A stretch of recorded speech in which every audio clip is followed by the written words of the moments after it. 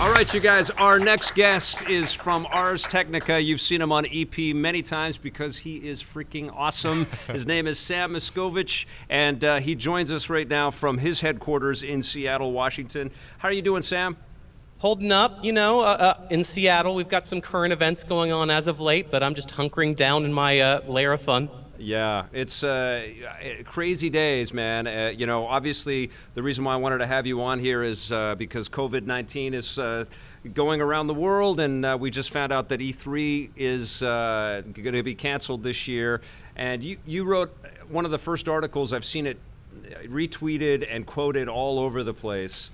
What did you think when you heard that news?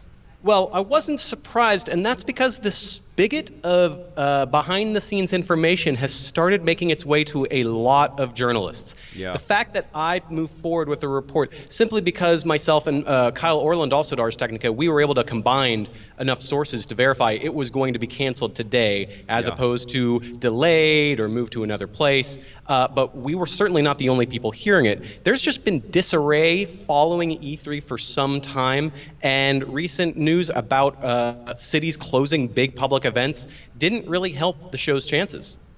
How is the I know you're not able to get out too much right now in Seattle, but how is the mood right now in the city? It's one of the sort of epicenters right now for the what's going on right now. How does it feel down there? Well, people are crying in the streets about E3. I'm kidding. It's just been, it depends neighborhood by neighborhood. Since I work from home, I'm not as affected. But depending on where you are in the city, there's a lot of closures thanks to big companies imploring their staffs to work from home. Amazon, Microsoft, Facebook, they each have policies where they're saying, please work from home. We are technology companies. You can log into a chat room and communicate digitally. And that's just really decimating a lot of the day-to-day sort of infrastructure. I do want to get back to what you were saying about how I feel about E3 closing, or shutting down at least this year. It's a mixed feeling. I've been believing that a sort of virtualized conference is the natural step because companies want to control the message. And without having to worry about managing a show floor, managing giant crowds, you're going to have companies that see what Nintendo's done with things like Nintendo Direct. I mean, they're already copying that already. When Sony and Microsoft, their gaming arms each have their own sort of versions of every few months. Hey, here's a bunch of carefully curated videos about what's to come. So that's one thing where I see that already being the case, already kind of happening. But I'm also a fan of being in a space and seeing how crowds react. Because when I'm just sheltered in my own home by myself, that's not the same as looking around and saying, wow, everyone's talking about Cyberpunk 2077 behind closed doors. And then you go yourself and go, oh, wait, that wasn't BS. That was legitimate. Yeah. Like those sorts of organic opportunities are hard to replicate with a giant grid of YouTube feeds and chat rooms.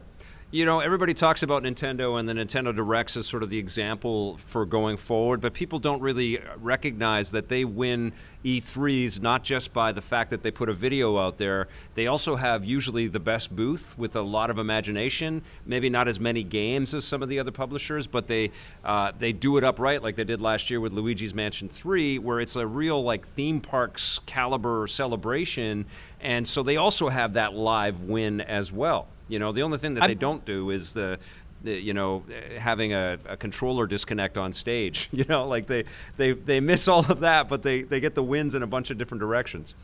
Well, there's also, here's my corollary. I used to be a music critic, went to concerts all the time, and there's a difference between how a band plays on an internet demo and how they play on a stage in front of a crowd, and how there's that back and forth. That sort of community understanding and outreach really matters, especially when you're a company headquartered in another nation, making things happen for a Western audience. And Nintendo, the fact that they continuously come to one of the biggest Western expos and say, here's our new stuff, play it, we're going to show you how it works, we're going to make it easy for you to play in a giant crowd and get that sort of sense of the community's reaction. All of their staff from the Seattle area comes in and really handles that well.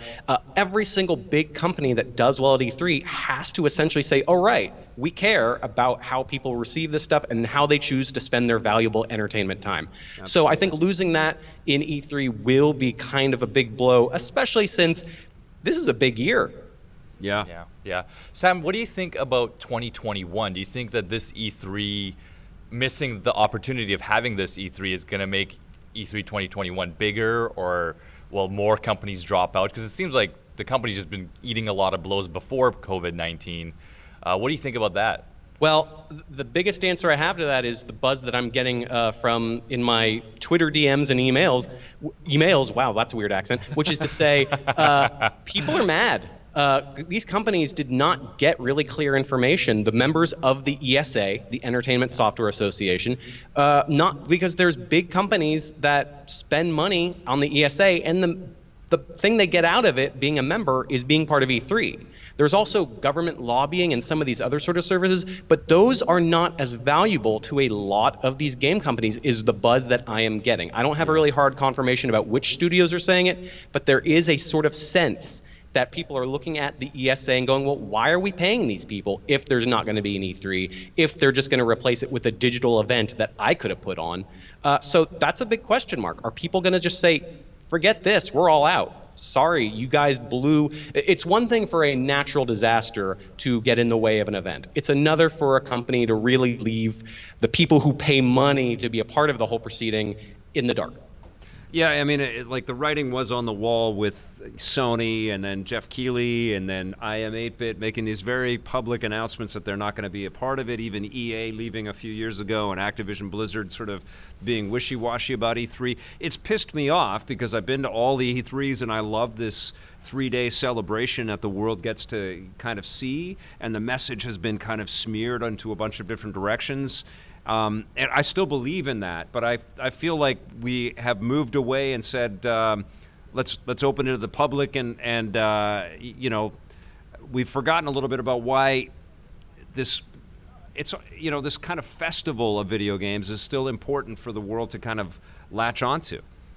Well, I will say, I expect that these companies have a lot of money, and they have an interest in getting people's attention, and they have an interest in live events to find another way. Yeah. So for next year's involvement, when the question was about E3, not about will there be a giant event about video games run by people who make video games. Yeah. I believe that's definitely still in the cards.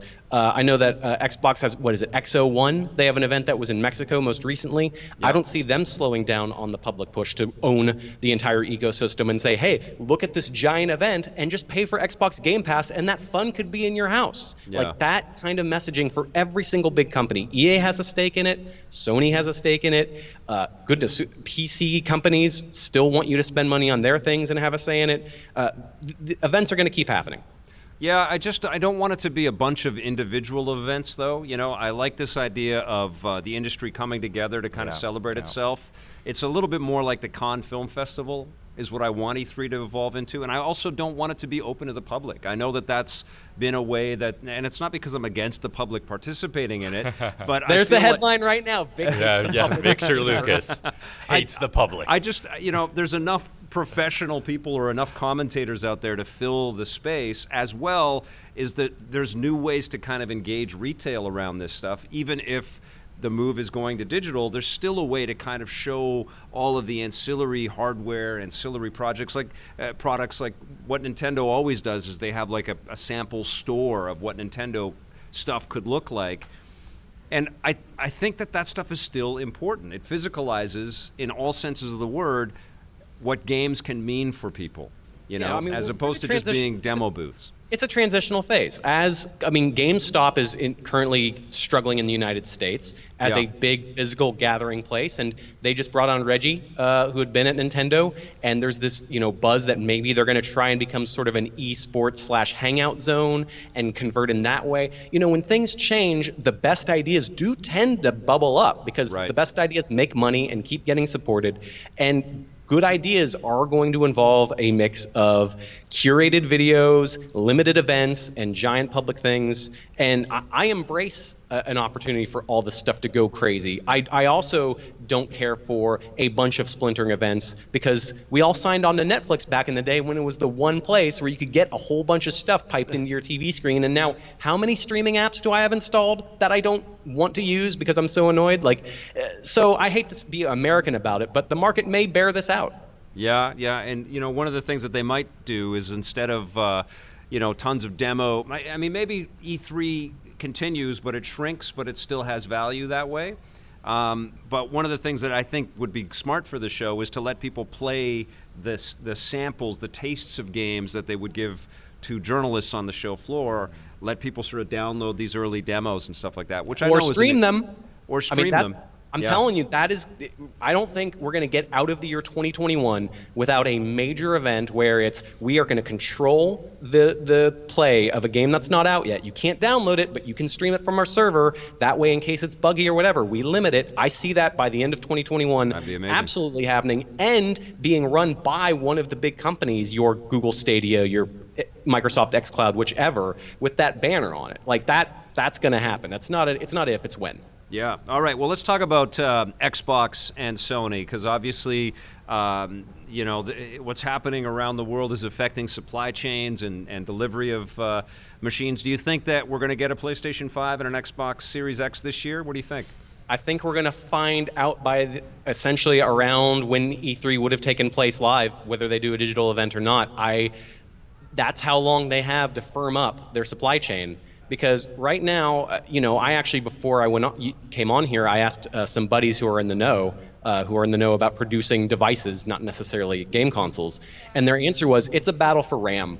Like, there's a whole lot of parts, but RAM is currently this sort of especially the high-end, super fast stuff that console makers want and phones want and all kinds of other products. These are not the issue is that shrinking supply is, number one, going to maybe push the release time, and two, push the budget. Because if there's less of it to buy, how is PlayStation going to get under 500 or under 550? Same with Xbox. Like, what's the price point they want, and how much does a rapidly evolving supply chain happen? Did they lock in their exact order before all this stuff went crazy?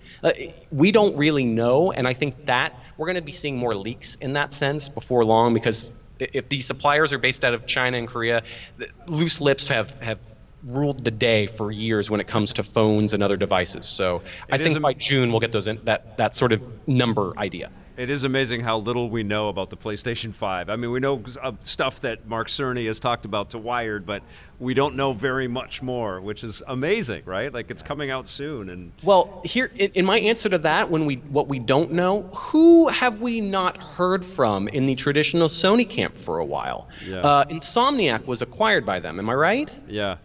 How long has it been since we've heard about the makers of Marvel's Spider-Man for PlayStation 4? We haven't heard from Guerrilla Games for a while.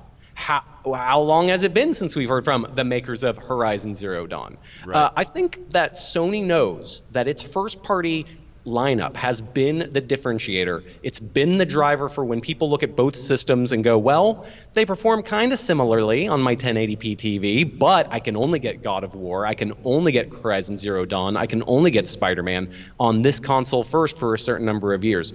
I believe that Sony is going to put them all out at once. We're going to get a big sizzle platter of which games those are as the reveal, because it's going to be the differentiator, not the hardware. The GPU and CPU and a lot of the other specs sound very similar based on between that Wired report and what Microsoft has reported. Yeah. So I think Sony's going to have that platter ready. I can't say exactly which games, but that's what I think is going to be that first big blowout, and why they've been holding off on the little bits of leaks here and there like Microsoft has. Yeah. Yeah. All that's going through my head is now, what does this mean for events like PAX? Does this mean that PAX 2020 is going to be a lot bigger now, or do we potentially see the cancellation of that event coming up soon too? I am sure the people who run PAX, ReadPop, are really hoping that they get to take first crack at the public can go to events again and look at what we have ready for fall of 2020.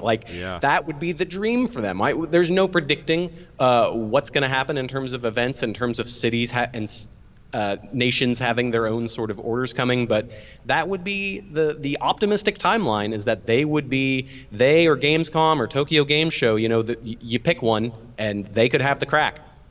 That's crazy. That's awesome. All right, Sam, we're going to leave it there, but we'll definitely be calling you soon as new news erupts. You're one of our first people that we like to reach out to.